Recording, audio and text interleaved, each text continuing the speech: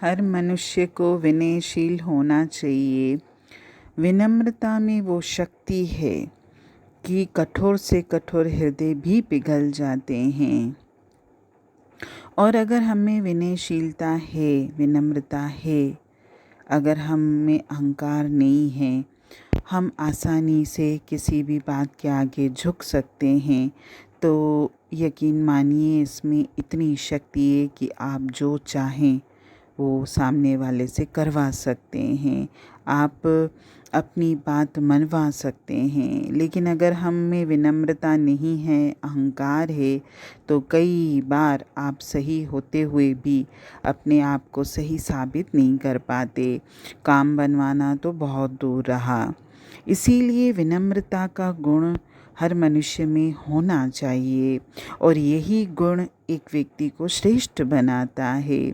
और आज की वाणी में जो कहानी है वो भी इसी के ऊपर है कि विनम्रता में, विनयशीलता में कितनी शक्ति है। एक व्यक्ति थे, वो धनवान थे, उनके यहाँ बहुत सारे नौकर चाकर काम करते थे, बड़ा कारोबार भी था और परिवार भी काफ़ी बड़ा था। तो घर में भी उनके बहुत सारे नौकर चाकर थे। उनके यहाँ एक बड़ी उम्र का नौकर था, काफ़ी पुराना नौकर था, काफ़ी समय से काम भी करता था उनके यहाँ।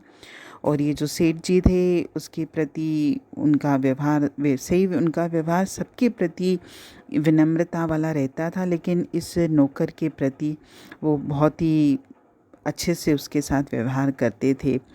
लेकिन उस नौकर में एक बुराई थी, वो हर रोज़ बहुत देर से सोकर उठता था।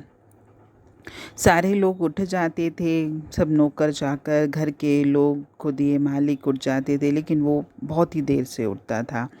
तो सब घर वाले उसकी इस आदत के कारण परेशान थे। ऐसे तो सब उससे बहुत प्रेम करते थे और वो अच्छा भी था, लेकिन इसकी उसमें एक ये बुरी आदत थी। तो इस कारण सब लोग परेशान थे। तो सब लोग ने मिलकर एक बार इनसे कहा कि ये नौकर आपकी बात, हर बात मानता है, तो आप इसको समझा के देखो। तो मालिक ने काफ़ी समझाया, बहुत बार समझाया, लेकिन वो समझा ही नहीं। हर दिन वो रात को बोलता था हाँ मैं सुबह उठूँगा जल्दी, लेकिन फिर वो देर से उठता था। तब इनके मालिक के दिमाग में एक उपाय आया। उन्होंने क्या किया, एक दिन बहुत सवेरे सवेरे वो साहब उठ गए और एक लोटा पानी भरकर उस नौकर के सिर के पास जाकर खड़े हो गए।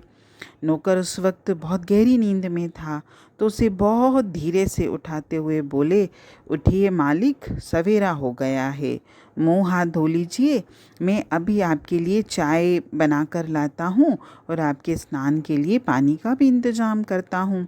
इतना कहकर वे चले गए। अब इधर नौकर मालिक की ये बातें सुनकर बड़ा परेशान हो गया कि ये क्या हो रहा है, कहीं मैं सपना तो नहीं देख रहा हूँ, ये उल्टी बात कैसे होने लगी। रोज़ मैं बोलता हूँ उनसे या फिर मुझे बोलना चाहिए, लेकिन आज तो मालिक बोल रहे हैं ये सब बातें। अभी बैठा बैठा वो ये सोच ही रहा था कि इतने में वो साहब, उनके जो मालिक थे, चाय लेकर आते दिखाई दिए।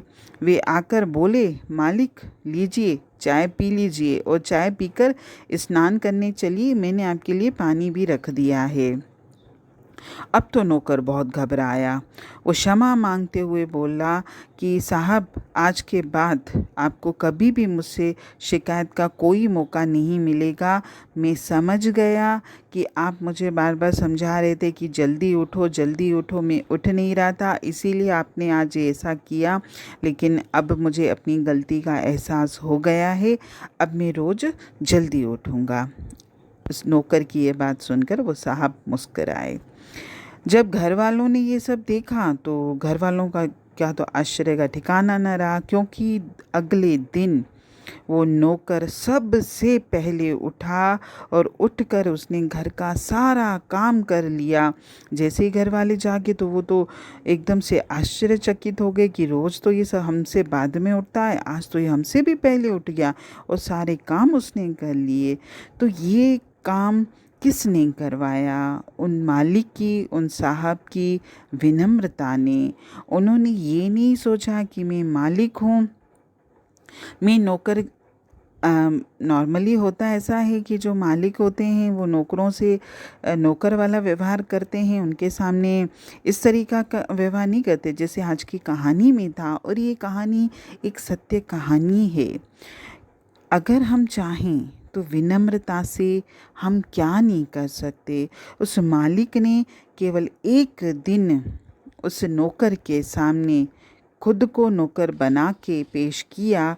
उनकी इस विनम्रता ने ही उस नौकर का दिल जीत लिया और नौकर की जो आदत थी वो मिनटों में छूट गई। तो आप ये सोचो विनम्रता में, विनयशीलता में कितनी शक्ति है।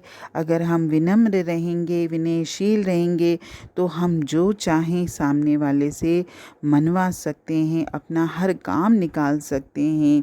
लेकिन परेशानी ये है कि आज हर व्यक्ति कोई पद के अहंकार में पड़ा हुआ है, कोई धन के अहंकार में पड़ा हुआ है, कोई कार्य के अहंकार में पड़ा हुआ है, कोई बड़े होने के अहंकार में है।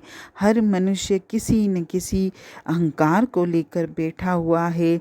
आज अगर कोई कुर्सी पर है तो वो ये सोचता है कि मेरे नीचे जो भी काम करने वाले लोग हैं, मैं उनके साथ विनम्रता के साथ क्यों पेश आऊं, मैं तो उनके साथ मालिक वाला व्यवहार करूंगा। और यही कारण है कि आज हर व्यक्ति एक दूसरे से परेशान है, क्योंकि कोई भी व्यक्ति दूसरे व्यक्ति के सामने झुकना नहीं चाहता है। और जिनके पास है कुछ वो तो अहंकार में डूबे रहते ही हैं, लेकिन जिनके पास कुछ नहीं है वो भी अहंकार में डूबे हुए हैं। अगर इस कहानी में मालिक विनम्र थे तो उस नौकर में भी विनम्रता थी कि जैसे मालिक उनके सामने ऐसे पेश हुए तो उस नौकर ने भी उनसे क्षमा मांगी, उसने भी अपनी विनम्रता दिखाई और अपनी इस आदत को बदला।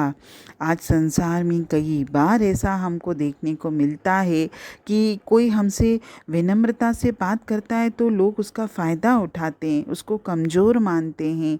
ये न करें।